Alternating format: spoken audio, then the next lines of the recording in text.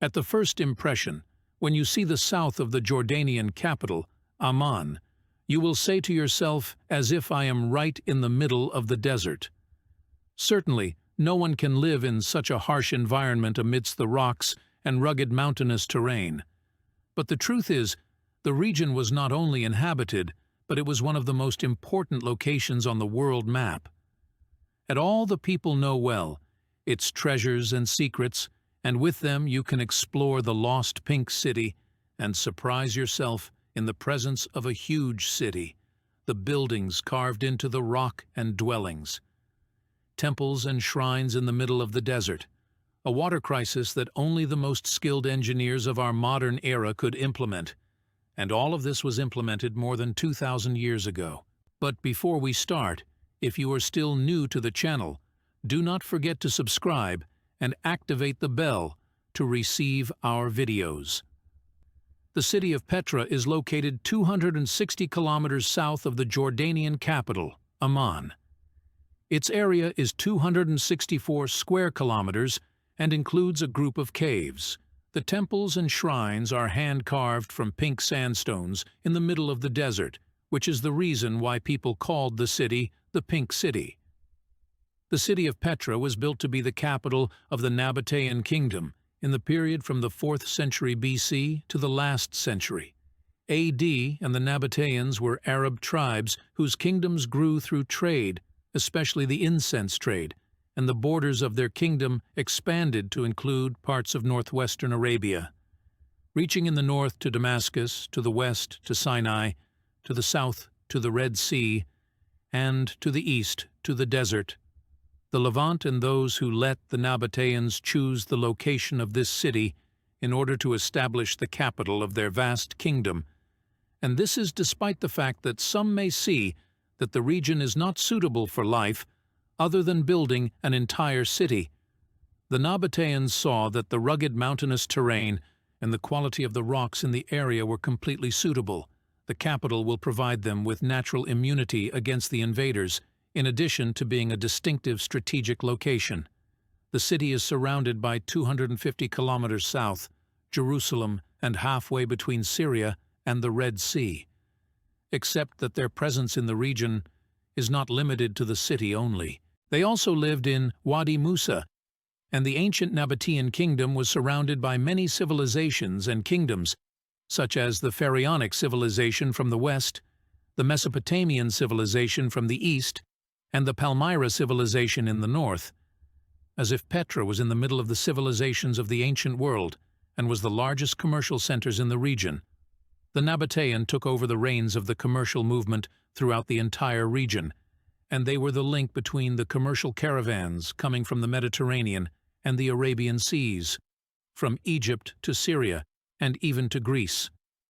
The value of the city in the world today, and especially the historians and archaeologists, trace back to its architecture in the middle of the desert.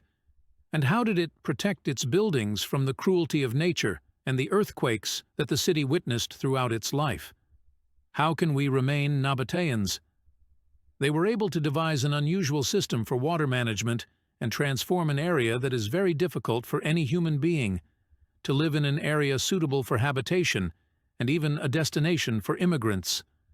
The city was also home to approximately 200,000 Egyptian, Syrian, and Roman people who lived with the Nabateans and enjoyed the commercial gains provided by the city's market in the past and the number of its population and people.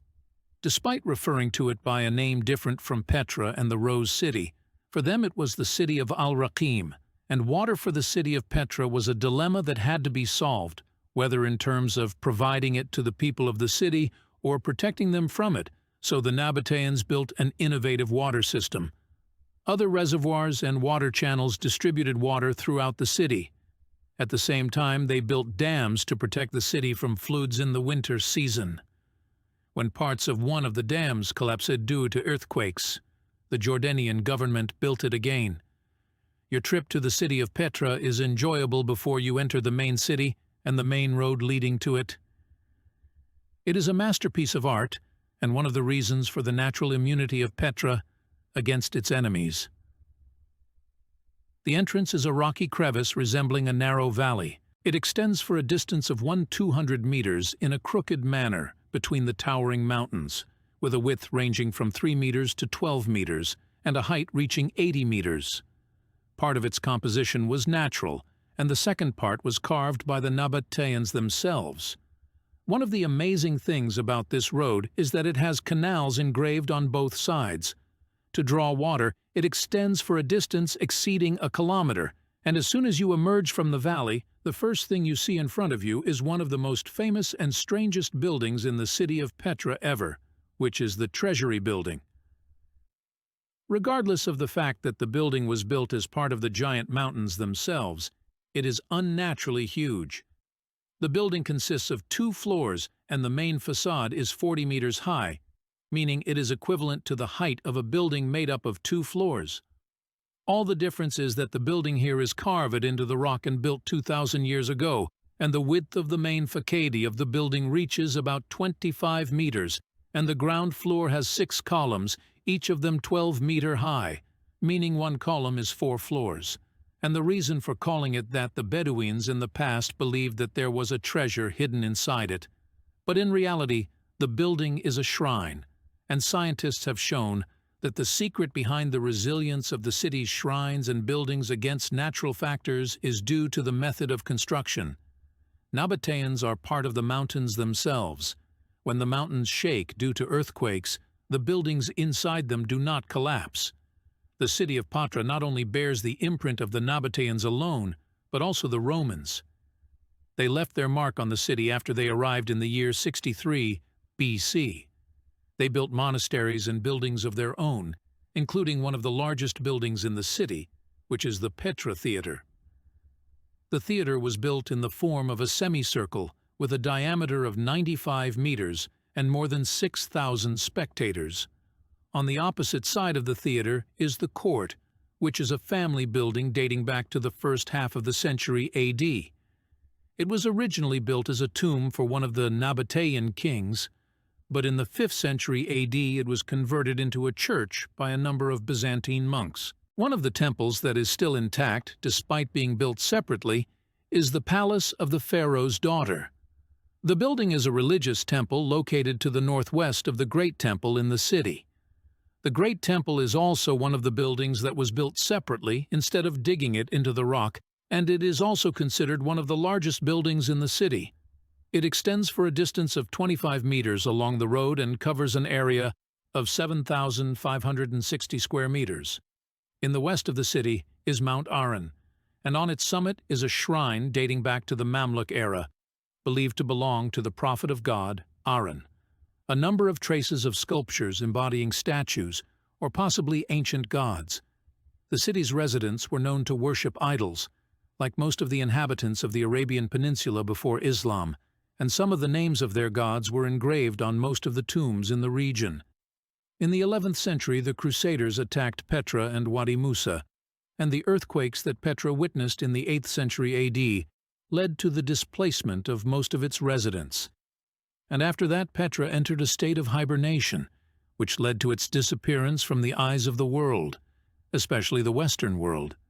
The year 1812 AD, the Swiss Orientalist Johann Burckhardt rediscovered Petra once again, after the Western world had begun to treat it as just a rumor, and of course they were right.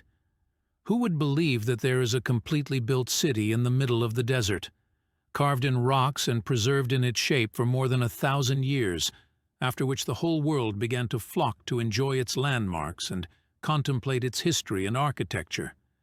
In the year 1985, Petra was chosen to join the list of World Terrace Site. In 2007, UNESCO was chosen to remain one of the new 7 wonders of the world throughout the world. Although the number of family landmarks inside the city reaches hundreds of landmarks, Petra still hides many of its secrets, and discoveries inside it are still continuing. In 2016, with the help of satellite images, a huge building was found buried under the sand. Petra is currently considered one of the most important tourist attractions in Jordan and in the entire Arab world. In 2018, Petra achieved the highest rate of visits in its history, with a number approaching 1 million visitors.